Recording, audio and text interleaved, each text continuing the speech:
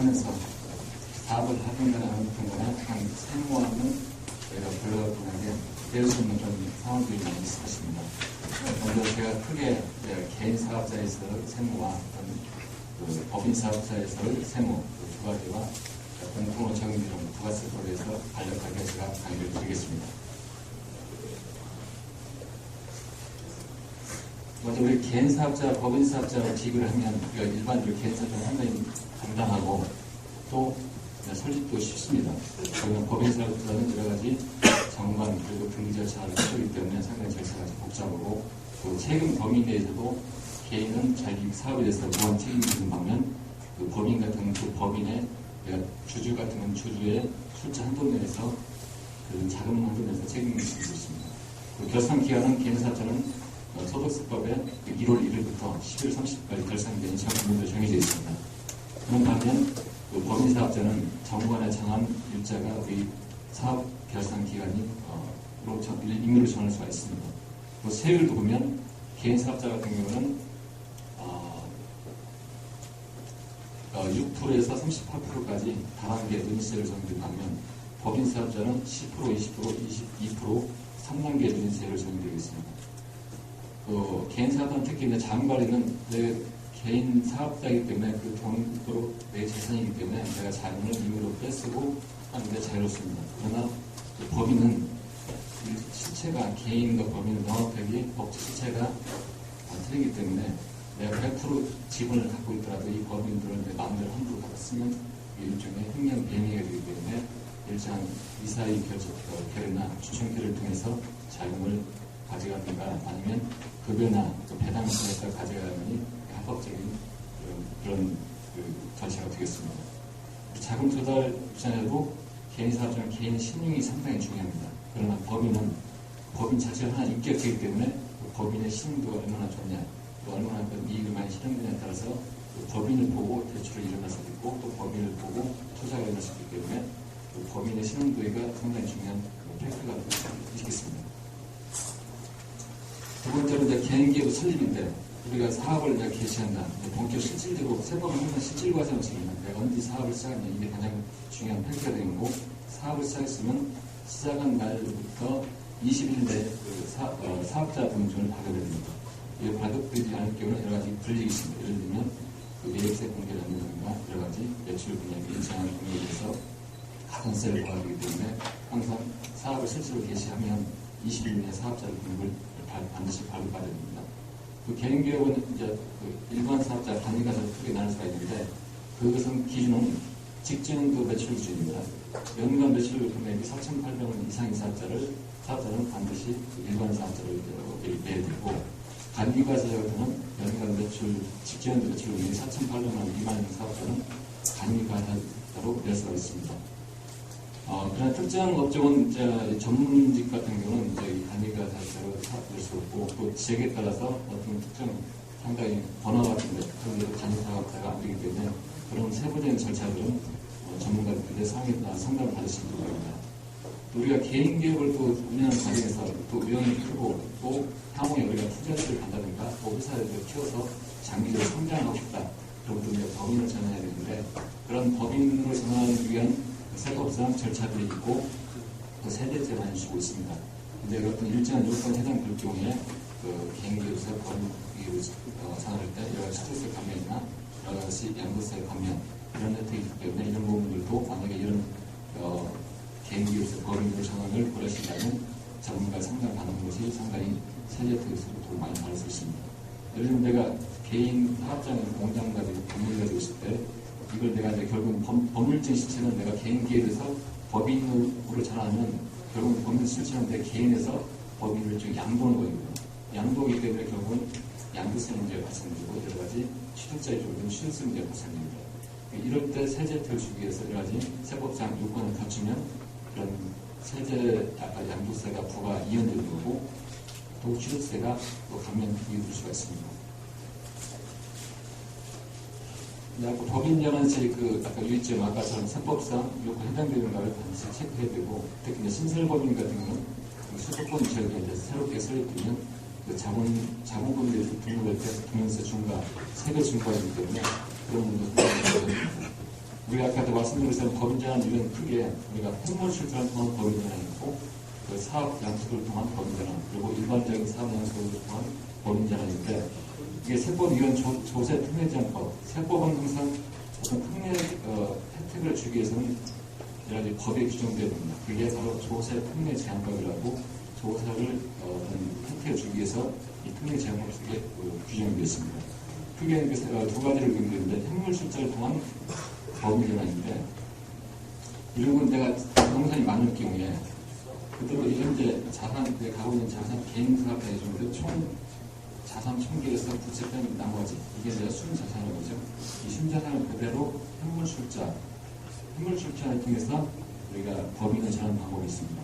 이런 경우는 아까 사업 양수 밑에 사업 양수를 통한 법인전환이 있는데 이 부분은 말 그대로 어떤 특정 사업 부분, 한 부분에 대해서 내가 사업 자산과 부채를 포괄적으로 권리인을 그대로 법인을 이전하면서 이 절차는 먼저 법인을 먼저 설립해야 됩니다. 법인 설립하고 이 법인 실체가 개인이 갖고 있는 자산 부채 그대로 인수하는 겁니다. 이게 말 그대로 사업 양수에 대한 절차고 이 두 가지 차이 보면 어떤 것에 차이가 있는 거니 현물 출자라는 또한 법인전환은 그냥 현금 연수도 법인이 설립할 수 있습니다. 왜냐하면 자산 부채에 있는 그대로 있는 자산을 그대로 순자산 그대로 법원 등기를 통해서 우리가 자본금이 그대로 있기 때문에 추가된 현금이 필요 없습니다. 그러나 그 사업 양수를 통한 법인전환은 내가 먼저 법인을 설립해야 됩니다. 법인 설립해야 되는데 이 개인이 갖고 있는 자산 부채를 순자산이죠. 자산 마이너스 부채 뺀 나머지 순자산을 이 새로운 이 법인이 그대로 그 금액으로 인수하는 겁니다. 그렇기 때문에 내가 이 법인 입장을 때는 어느 정도 자금력이 현금 지급되어야만이 이 부분으로 인수할 수 있기 때문에 그래서 두 가지 비교할 때 부동산 같은 것이 많이 하면 현금 출자를 통한 법인전환이 훨씬 더 유리하고 또 추가적인 자금이 필요 없기 때문에 유용한 방법이 될 수가 있습니다.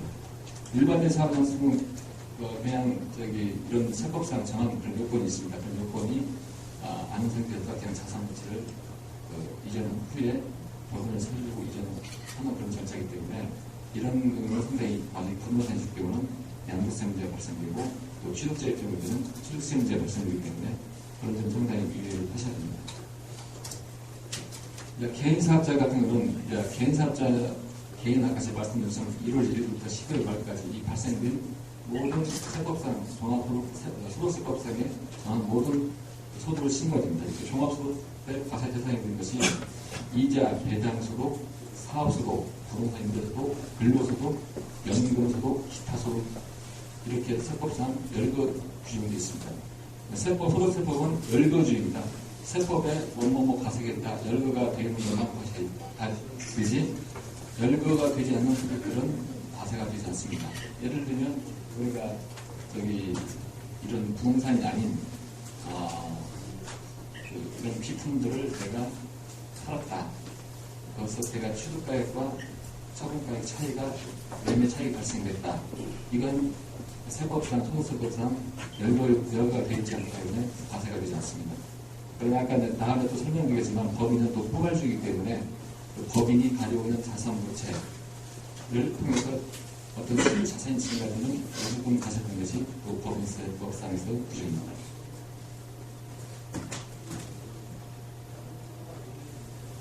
이제 아까 개인 같은 경우는 사업을 할 경우에 아까 전 사업소득의 법률 경우는 이제 여러 가지 장부를 작성해야 됩니다. 장부를 작성하는 의무는 우리가 복식국에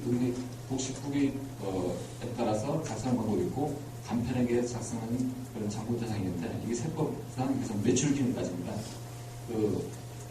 간편 장부 대상들은 어떤 사람들은 그냥 단순하게 우리가 복식국이라는 건 차변, 대변, 복식국에 의해서 의무적으로 기장해서 세무적으로 신고해야 됩니다. 그러나 영세업자들은 이렇게 할 수가 없기 때문에 단순하게 입금, 출금 이런 내용들을 간단하게 기장해서 세무 신고를 해도 그에 따라서 기장을 했다고 인정하는 것이 간편 장부 대상자입니다. 간편 장부 대상자는 처음에 우리가 회사를 설립하면 간편 장부를 신고할 수가 있습니다. 그래서 해당 과세기간에 신규 사업을 시작했거나 직전 과세기간의 수익금액 흑자액이 매출액이죠. 이게 아래와 같이 업종별로 이렇게 구분되어 있습니다. 농업, 임업업 같은 경우는 3억 미만, 그리고 제조, 숙박 등은 1억 5천원 미만, 그리고 부동산 임대업 같은 경우는 7,500만 원 미만인 경우에는 우리가 간편장부에서 세무 신고를 하더라도 큰 세법상 제재가 없습니다. 그러나 전문직 사업자 같은 경우는 항상 이 매출에 관계없이 항상 복식국이 의무자가 되기 때문에 반드시 복식국에 의한 그 장부를 기장해서 세무 신고를 해야 됩니다.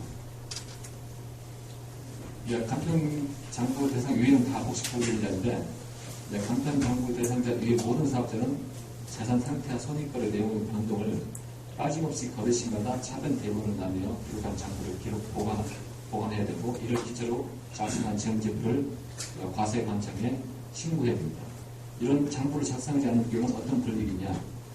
복식국의 의무자가 신고를 하지 않는 것으로 간주해서 산출세액의 20%, 부정신고, 예를 들면 탄료, 고의적인 비용 같은 과대 계상이나 아니면 매출을 들어갔다, 이런 부정행위의 경우는 산출세액의 40%와 수익금액의 0.07%에 대한 이 중에서 큰 금액을 가산세로 부담합니다. 또 간편장부 대상자는 산출세액의 20%를 가산세로 부담하고, 결손금이 발생하더라도 이를 인정받지 못하는 불이익을 당합니다. 예를 들면 세법상 일반적으로 과거에 사업을 하면서 개인사업자나 법인사업자나 과거 10년 동안 적자를 났다. 적자를 난 부분이 2월 결손금이라고 하는데, 이 부분은 향후의 미래에 10년 동안 이익이 날 때 그 과거 적자를 난 부분에 대해서 우리가 공제를 해줍니다. 이게 바로 2월 결손금 공제되는데, 장부를 기재하지 않을 경우는 결손금 내역을 파악할 수 없기 때문에 이 결손금 나온 것에 대해서 공제를 해주지 않습니다. 아까 제가 말씀드렸고, 이 종합소득세 세율은 이 종합소득세라는 건 아까 제가 말씀드린 이자, 배당, 부동산, 사업소득, 기타 여러 가지 기타 소득 그 포함한 금액을 이렇게 합산해서 5월 종합소득세 신고 기간은 그 2년도 이제 올해 5월 말일까지죠. 5월 1일부터 5월 30일 사이에 종합소득세를 합산해서 신고해야 되는데, 이때 세율은 이제 과세 기준이 1,200만 이하는 6%, 1,200만 초과해서 4,600만까지는 15%, 4,600만 원 초과하고 해서 8,800만까지는 24%, 8,800만원에서 1억 5천까지는 35%, 최고 세율은 1억 5천 초과하는 경우는 38%입니다. 여기는 그 지방소득세가 빠지기 때문에 이 세율에서 10% 곱한 금액이 또 지방소득세가 가져집니다. 그러니까 결국은 우리가 과세 표준이 1억 5천 초과되면 38% 곱하기 1.1하면 41.8%에 대한 높은 세율이 부과됩니다. 법인 사업자에 대한 세무에 대해서 간략하게 설명드렸습니다. 법인 사업자라는 것은 국내에 본점이나 주사무소 또는 사업의 실질적인 관리 형식을 둔 법인은 국내에 의해서 발생된 모든 소득을 합산해가지고 법인세를 신고해줍니다. 그러나 외국에 본점을 둔 주사무소나 본점을 둔 그런 단체나 법인들은 이런 경우는 국내 원천 소득에 대해서만 소득세법상 저는 국내 원천 소득에 대해서만 한해서 법인세를 납세해 있는 것 같습니다. 법인은 여러 가지 종류가 있는데, 내국법인, 유급법인 크게 나눠져 있고, 내국법인에도 영리를 목적으로 하냐, 비영리법인으로 목적으로 하냐, 그에 따라서 또 비영리법인, 영리법인 이렇게 구분됩니다. 각 영리법인은 아까 말씀드린 것처럼 국내의 모든 소득에 대해서 과세가 되고, 또 법인이 만약 토지나 부동산, 주택 등을 갖고 있으면 이게 별도로 추가적인 양도세를 추가로 내게 되어 있습니다. 보통 지금 한 10% 정도 규정되고 있고, 또 비영리법인은 국내에서 발생된 수익 사업에 대해서만 과세됩니다. 비영리법인의 고유 목적 사업, 예를 들면 내가 장학 사업을 한다. 그러면 장학금에 대해서 받은 그런 돈들은 법인세에 과세되지 않고, 예를 들면 학교법인을 예를 들면 많이 그런 우리가 예를 들 수가 있습니다. 학교법인들은 등록금 받는 것들은 과세사가 아니기 때문에 그런 부분은 수익사업이 아니기 때문에 과세가 안 됩니다. 그러나 예를 들면 연대 같은 경우는 연세를 만들어냅니다. 아니면 다른 학교에서 여러 가지 우유 판매, 기타 수익사업을 한 그런 판매 사업을 하면 그 부분에 대해서는 별도로 기장해서 부분경영이라고 그 부분에 대해서 법세를 내립니다. 권리가 아까 말씀드린 것처럼 비영리법인 국내에서 발생된 수익사업에서 발생된 모든 소득들은 이런 법세를 납하게 되어 있습니다. 위국법인 아까 말씀드린 것처럼 영리법인은 국내 원천소득, 그리고 비영리법인은 국내 원천소득 등 열거된 수익사업에 대해서 발생된 소득에 대해서만 과세됩니다. 여기도 열거라는 게 상당히 중요합니다. 열거에 안 된 부분에서는 과세 안 되기 때문에 세법상 법인들은 특히 비영리법인 수익사업을 할 때는 이런 부분을 잘 체크해서 과세 사업이 아닌가를 반드시 체크해서 그런 부분들을 기장을 해서 신고를 해야 될 겁니다.